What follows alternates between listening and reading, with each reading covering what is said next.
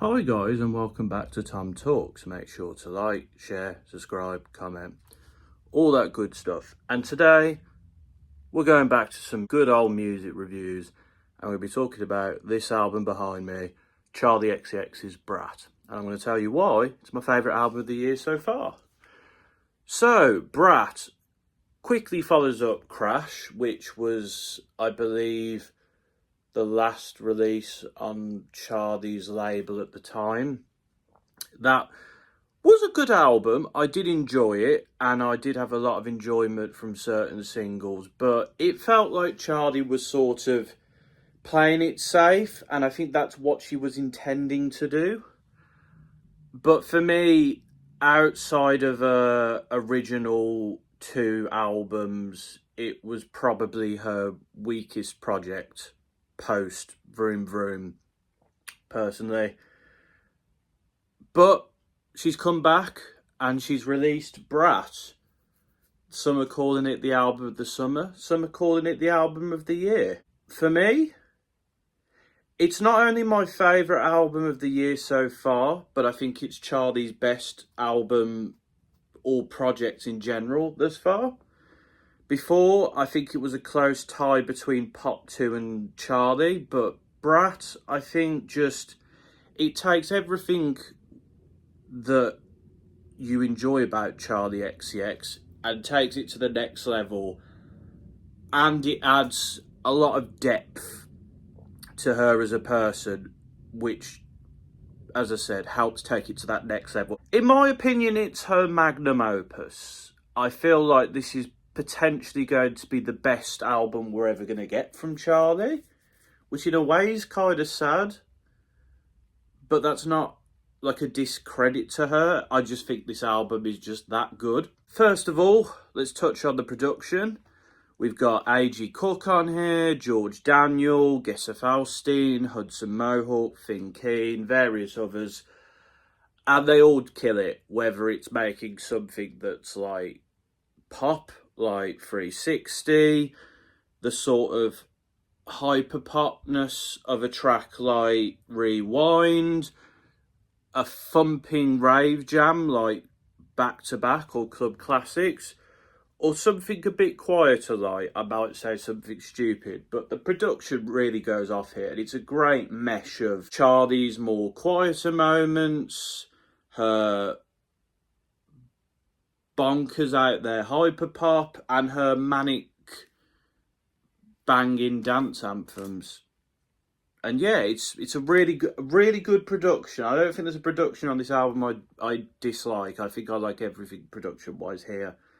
Some more than others, obviously. Which productions do I like the most? I like the sort of quaintness and the quieter vibe of, I might say, Something Stupid. TomTalks production is just a lot of fun. Von Dutch is bang, it just explodes at you. Rewind feels like a throwback, intentionally, of course. Girl So Confusing is really fun, it's catchy, it gets it to the point. Back to Back is great. And then like 360 or 365. Oh, and I like all the production here. Let's get into the tracks. 360 was a very enjoyable single, and I think it works well here as like the album's opener.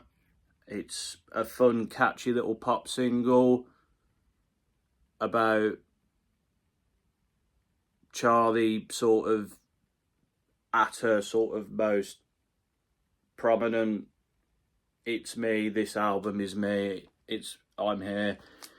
It does its job. It's a very good single. Classics was a promotional single, and it's an absolute banger. It's a lot of fun. You know, Charli's just there dancing with her friends, which she names all of them: George, Sophie, Hudson Mohawk. It just slaps. It really does. I'd like to see a lot of these tracks in a rave setting, because I think they'd work very well. Sympathy's a Knife is that hyper pop sound, and it blares on the chorus, as does Charli's vocals in the autotune. Some people criticise Charli's auto-tune vocals, but I think they work really well, personally. But that's just my opinion. And it's very clearly a track that's about Taylor Swift. While that's not been confirmed, you can kind of see, but I think it's very good in sort of giving a bit of light to Charli as a person. I might say something stupid.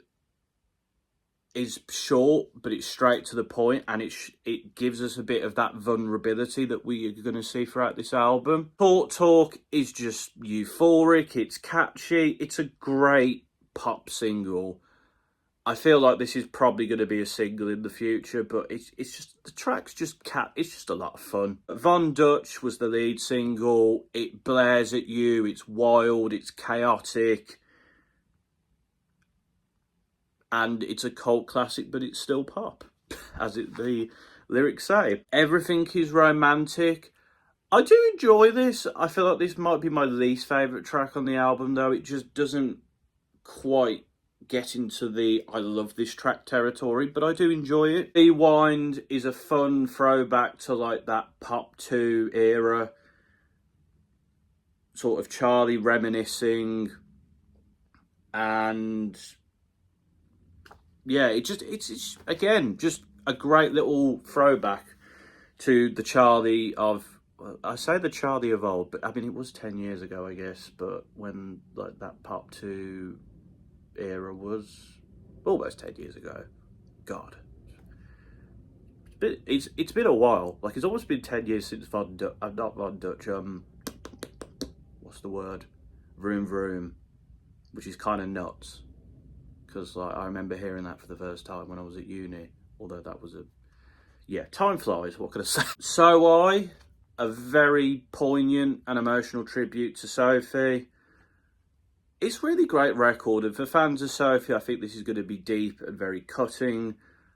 And yeah, it really works. It's a really great single, and it hits the nail on the head in its message.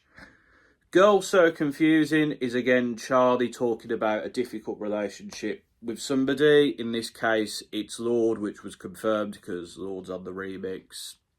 Takes the track to another level, but on its own, it's still a really good track and does what it says on the tin. It demonstrates Charli's sort of her vulnerabilities, her jealousy, but trying to find an understanding with this person, even though they don't quite click. It's an interesting track. It very much delves into like the human idea of being jealous of somebody's success, but also wanting to find a way that you can get along. It's very interesting. Apple is a really enjoyable little song. Charli tried to write this in the mould of a Caroline Polachek track, and yeah, I can see that on here. Back to Back was another promotional single. A lot of fun, blaring, ravey, danceable, great. Mean Girls is sort of Charli talking about people's obsession with like outlandish and like mean girl type people. And it's chaotic, it's wild, it's not something I can relate to, but it's a lot of fun.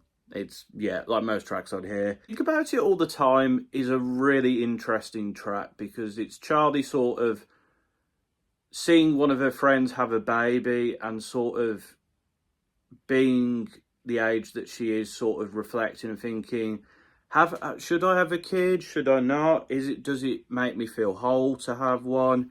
It's a really interesting track, and it's another one of those where Charli looks deep inside and sort of questions her decisions, questions her potential future decisions. I think it's a very interesting track, and it sort of links back to sort of the idea that, while not as prominent now, women are sort of looked down upon for not having a child, which is an interesting topic. Personally, obviously, do what you want. It's up to you. And also, some people just shouldn't have kids, especially if they don't want to have kids. But it's a very interesting track, and it does explore that theme in a way that is human, is, I'm sure, relatable to some people. So it's a very interesting. And then you get 365, which is the mad ravey twin 2360, which closes the album out very well, and it's a lot of fun. Overall, BRAT is just a really great record. It's fun, it's poignant, it's an open door into Charli xcx the person, and reflecting on her career so far, her life, and what she might do in the future. And the production is just great. Yeah, this is a fantastic hyper pop rave album, whatever genre you want to put it into. And yeah, I love it. It's a fantastic record, and for me, it's my favourite album of the year. And it probably will be Charli's best ever album. We'll have to see. Maybe she'll beat this. I don't know. But for now, I'm going to give this album a 9.5. It's, as I said, one of the tracks on there I love, and that stops it from being a 10. But like a 9.5 is like close to perfection. So don't hate me. But you might agree with me. So yeah, I don't know. But that's my thoughts on BRAT. Let me know your thoughts in the comments, and let me know, do you love this as much as me? Do you not like this album? I'm interested to see why you wouldn't like this album. I'm always interested to see people's explanations for differing opinions to my own, because it can affect my own opinion sometimes. But until next time, folks, this has been another Tom Talks.